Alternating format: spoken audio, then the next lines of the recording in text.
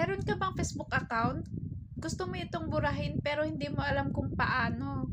Dahil wala ka ng access dito ng Gmail account, phone number. Ayun, ituturo ko sa inyo kung paano mabura ang Facebook account na wala tayong access or hindi mo alam yung phone number or password.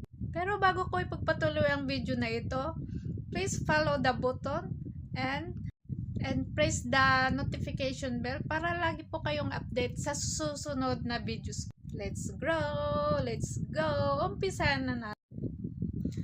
Ngayon, punta tayo sa Facebook. Ayan. Tapos, pindot natin yung search sa taas. Ayan. Yung search. Tapos, search nyo po yung pangalan ng Facebook nyo na hindi nyo ginagamit. Ayan.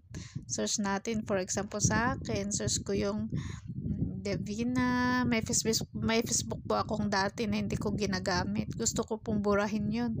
Devina. Ayan guys. Tapos, for example, ito guys. Search natin yung Facebook na hindi ginagamit. Gusto nating burahin guys. Ayan. Tapos, pindot natin yung 3 dot sa gilid. Ayan. Tapos, click natin yung report profile. Ayan. Tapos, click natin yung something about this profile. Ayan. Dito sa arrow sa gilid. Ayan guys. Tapos, ngayon guys, click natin yung pretending to be someone, tong arrow sa gilid. Ayan. Ayan guys, hintayin muna natin guys. Kasi may na ang signal ko eh.